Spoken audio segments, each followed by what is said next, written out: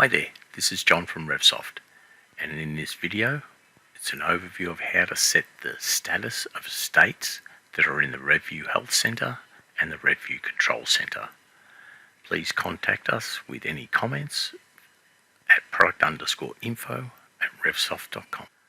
So the Health Center contains all of the states with their current status and for multiple servers. In this situation we've just filtered it by one server. So how do we get everything to look like that? Well, quite simply, it's a three-step process. Step 1, create the state name. Step 2, define the status for that user-defined state via command RV set STA. And then the third and last part is you set the state preferences of that state of how you would like it to be displayed. Indicator bar, lights, date difference, etc., etc. So let's get into that. Step 1, create the state name. Now this is what it looks like across multiple servers, but let's look at the real data, not a screenshot. This is what it looks like. This is on IBM iSeries, Windows, Linux, AIX. And as you can see, the disk space check is defined on all of them. Each state name can be up to 20 characters in length, and it's ideal to define the same name on each one, because then you can just go into the control center here, and if I've got all the servers displayed there and I want to see the disk space check on all the servers, there are all the servers. So ideally up to 20 characters in length, make it the same name on each one. Step 1, tick. Now we've got the state defined. Step 2 is to define the current status of that state. So we see it in the health center here. So if we use a disk space check again as a similar example on the IBM iSeries, we would have the command RV set STA with the arguments of the state, which appears in the state column, status, which appears in the status column, description, which appears in the description column, actual, which appears in the actual column, color, which appears here and allows you to filter by lights, and the server rule is a list or all of all the server focal points you would like to report the state of this status to. So sending to as many focal points as you want. There it is there. That's the one for RevSoft Lab 01. IBM iSeries out of the way. Next, Windows. Argument names are similar, except we've got room to say description in full, rather description without the IO there on the IBM iSeries, because they're limited by the length of 10 characters. Windows, we're not limited with that, but it's still an RV set STA. All the other keywords basically the same. The server rule you'd like to go to, the color, everything else, that's it there. Then if we go to AIX, very similar to the Windows one.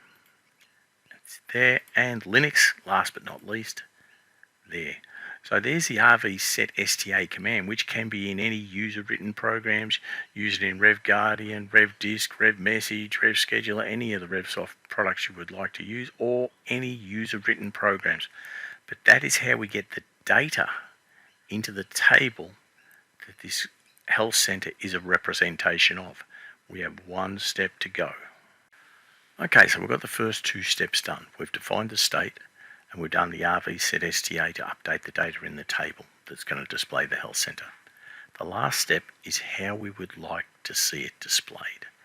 There are a number of possibilities, and let's just go to a live screen rather than a screenshot. At the moment, there's 6 possible ways you can see it. You can see it as a progress bar, an indicator bar, which we use for things like Windows and CPU memory, disk space, lights, whether subsystems are started or stopped or processes running, date labels, which is usually used for things like when something will expire, cache batteries, software, date difference, how long has a server or an application been up for, and numeric, in case you're wanting to say the last EDI number posted, last GL post posted, how many entries we've done today, how many scheduled jobs have run, etc., etc. So you've got those possible ways of displaying it, the 6 possible ones. So what you have to do is go to Options, go to State Preferences, and then define how you would like that displayed. So disk space check is one we've been looking at. We're using it as an indicator bar. So let's go back here and go to disk space check. Let's just do DISK in there. Let's go here, move it over here a bit, and we'll go to even filter it in here to disk space check. I can work with it and say, right, it's an indicator bar. That immediately tells me the bar. Now the colors in the bar, I can actually define them as well. So what we've got here is we're defining the bar as it's up to 40% in yellow, 40 to 70 in blue, 70 to 90 in pink, 90 and above in red. So those colors are reflected then in the bars. So that's pretty simple.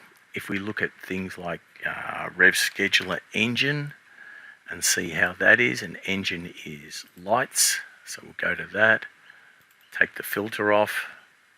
We've got those there. I need to reposition this screen just a touch so we can see it. Rev SEH engine there. If I look at the status there, we're going to use it as lights. Okay, so how do we define what color the lights are? Well, on the IBM iSeries, a subsystem is going to return a status of star active or star inactive, green or red. On other platforms, the check that we do in Rev Guardian to see if processes are running or not is running or not running. So we define them both, and this allows it to work across the enterprise. So if it gets an engine check and returns star active or running, it will display in green. If it returns inactive or not running, it will display in red. Then if you move on to the others, you've got numerics, you've got date differences. With the numerics, there are things we can do with the colors there. Let's just go to numerics, set the others off, and we'll look like Rev SEH all errors, so which means it's going to give us a list of all the jobs that ended in error the same way. I can define the colors I'd like with bands for them, but what we've said here is basically any errors aren't good, so if it's above 0, it's in red. That is step 3. That is how you get to the status of defining the state, recording the status of the state, now showing the preferences of how they'll be used. Because once that preference is there, it's the same used for all platforms that are reporting into this focal point. So the disk use check, you only report in once, and that is how it works on each of the platforms. So you only have to define it once, even though the data may be coming in for multiple platforms. 3 steps done. That's it for the overview. If you've got any questions, please email us at product_info@revsoft.com, and please check out more videos, and don't forget, go to the Learning Center on our website. Thank you for your time, and have a great day.